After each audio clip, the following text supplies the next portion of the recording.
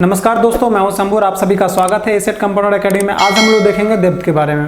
ठीक है, डेब्ट क्या होता है? देखिए, डेब्ट जो होता है, मान लीजिए कि आपकी कोई कंपनी है, राइट। आपने कंपनी ओनर है आप कंपनी के, ओके। आपने कंपनी खड़ा किया, तो जब कंपनी खड़ा किया आपने, तो उस वक्त क्या किया आपने, जो इन्वेस्टमेंट किया है, ठीक है। मान लीजिए कि आपने खुद से इन्वेस्टमेंट किया 1 करोड़ का, आपका जो कंपनी है वो है 3 करोड़ का, आपने 2 करोड़ रुपये लोन पे ले रखा है, ठीक है। तो डेब्ट जो हो जाता है, जो ऑब्लिगेशन होता है आपके ऊपर या फर्म्स के ऊपर या किसी कंपनी के ऊपर, ठीक है, तो उसे हम डेब्ट बोलते हैं। डेब्ट हो जाता है, आप कह सकते हैं कि लायबिलिटीज, जो लोन वगैरह चलता है, तो डेब्ट को ही लायबिलिटीज बोला जाता है, राइट। डेब्ट जो होता है 2 तरह का होता है, एक शॉर्ट टर्म डेब्ट होता है, एक लॉन्ग टर्म डेब्ट होता है। देखिए, शॉर्ट टर्म डेब्ट होता है जैसे कि मान लीजिए कि अगर आपने लोन लिया, ठीक है, उसका अगर आप EMI फिक्स हो गया है कि आपको इतना रुपीज़ EMI पे करना है, ठीक है। एज एग्जाम्पल मैं बता रहा हूँ, तो अगर EMI पे कर रहे हैं, राइट, तो उसमें क्या हो जाएगा कि जो शॉर्ट टर्म डेब्ट हो जाएगा वो आपका EMI हो जाएगा, और जो आप बाद में पे करेंगे, ठीक है, जैसे कि आपने जो प्रिंसिपल अमाउंट लिया वो आप बाद में पे करेंगे, राइट, तो वो हो जाएगा आपको लॉन्ग टर्म डेब्ट, जो है लंबे समय में। शॉर्ट टर्म में क्या हो जाता है, 1 साल के जो अंदर जो पेमेंट होता है उसे शॉर्ट टर्म बोला जाता है, और जो 1 साल के बाद पेमेंट होता है उसे हम लॉन्ग टर्म बोलते हैं, ठीक है। तो जनरली शॉर्ट टर्म जो होता है 1 साल के अंदर वाला होता है, और जो 1 साल से बाद में पेमेंट हो रहा है उसको हम लोग लॉन्ग टर्म में ही कैलकुलेट करते हैं। देखिए, डेब्ट जो हो जाता है, तो obligation of an individual firm, किसी भी कंपनी, फर्म हो गया, किसी भी कंपनी पे इंडिविजुअल जो ऑब्लिगेशंस है उसको हम लोग डेब्ट बोलते हैं। डेब्ट को ही हम लोग लायबिलिटीज भी बोलते हैं, ठीक है। डेब्ट को ही हम लोग लायबिलिटीज भी बोलते हैं। अब देखिए, मैं एग्जांपल बता रहा हूँ। मान लीजिए कि आपने एक घर लिया जिसका टर्नओवर 1 करोड़ का है, ठीक है। आपने क्या किया कि उसमें आपको बताया बिल्डर ने कि आप यहाँ पे जो है 20 लाख रुपए आप पेमेंट कर दीजिए, डाउन पेमेंट, ठीक है। बाकी हम 80 लाख जो है हम फाइनेंस करवा देंगे किसी बैंक से, राइट। आपने एक घर लिया जिसका प्राइस 1 करोड़ है, ओके। आपने क्या किया, पेमेंट किया, ओनर ने क्या किया, पेमेंट किया, ठीक है, 20 लाख रुपया पेमेंट किया, और बिल्डर्स ने बोला कि हम 80 लाख रुपया फाइनेंस करवा देंगे, ठीक है। तो यहाँ जो 1 करोड़ रुपया हो गया उसे हम लोग स्टॉक मार्केट की भाषा में एसेट बोलते हैं।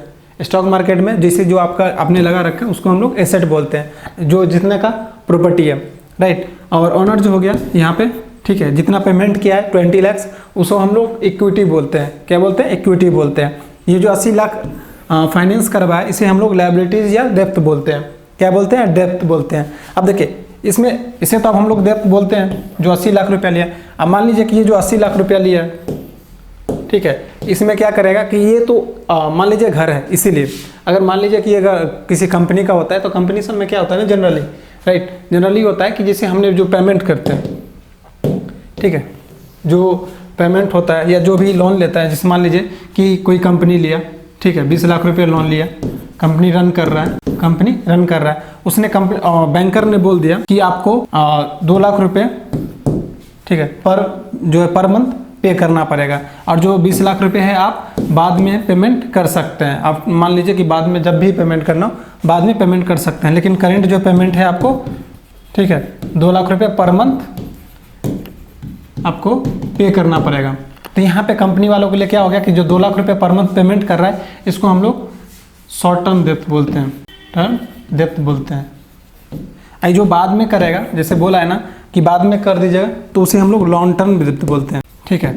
देखिए, लॉन्ग टर्म डेब्ट मैंने बताया था कि ये 1 साल के बाद जो पेमेंट होता है उसको हम लोग लॉन्ग टर्म बोलते हैं। शॉर्ट टर्म हो जाता है जो 1 साल के अंदर जो पेमेंट होता है, ठीक है।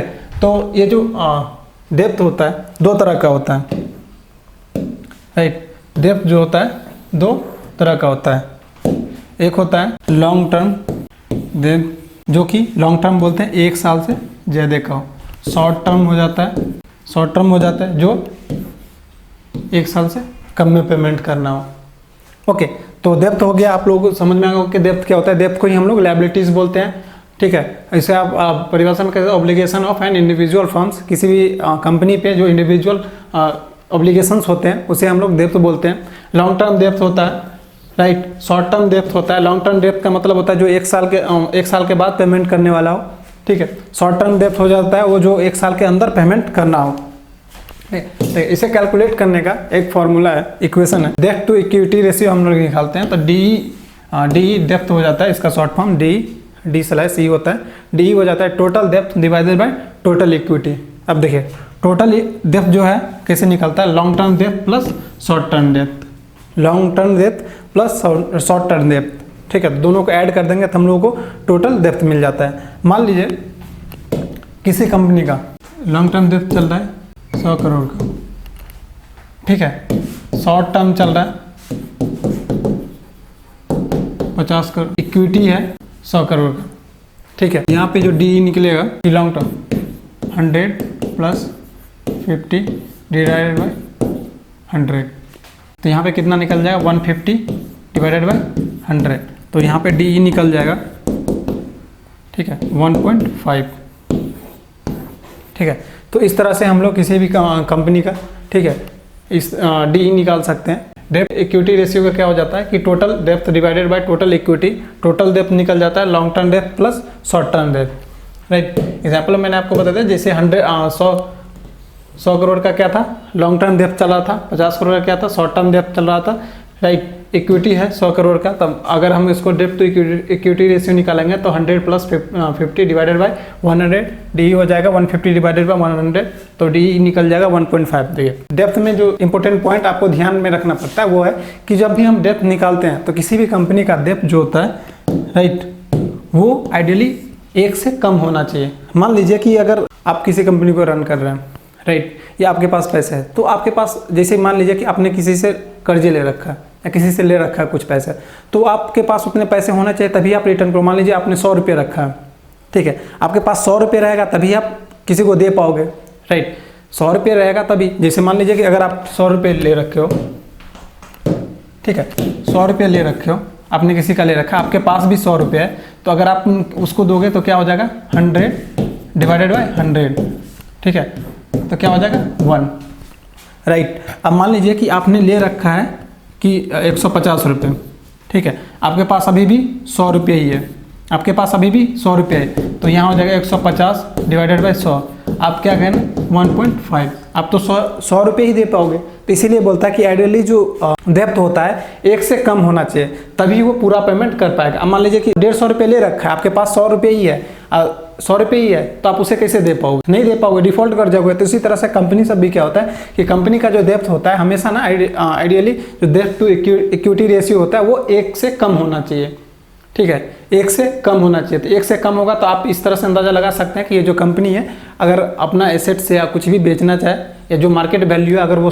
बेचता है तो वो जो किसी से लोन ले रखा है या किसी से पैसे ले रखा है उसको पेमेंट कर सकता है पूरा, ठीक है। हमेशा क्या करना है आपको, कंपेयर जो है सेम सेक्टर में करना है। किसी भी स्टॉक्स या कंपनी को कंपेयर अगर हम करते हैं तो सेम सेक्टर्स में करते हैं। हाई डेप्थ टू इक्विटी कौन सी कंपनी का हो जाता है, जैसे एग्जाम्पल के तौर पर पावर कंपनी हो गया या बैंक, ये सब जो हो गया, इस सब का ना डेप्थ टू इक्विटी रेशियो हाई होता है, ठीक है। लोएस्ट डेप्थ टू इक्विटी रेशियो होता है जैसे रिटेलर हो गया या सॉफ्टवेयर कंपनीज वगैरह हो गया, तो इस सब का जो डेप्थ होता है ना, राइट, वो लोएस्ट होता है, कम से कम होता है। आई होप आप लोगों को डेप्थ समझ में आ गया होगा। अगर आपको ये वीडियो अच्छा लगे हो तो लाइक कीजिए, अगर आप नए हैं इस चैनल पे तो सब्सक्राइब करना नहीं भूलिएगा। मिलते हैं नेक्स्ट वीडियो में, तब तक के लिए धन्यवाद।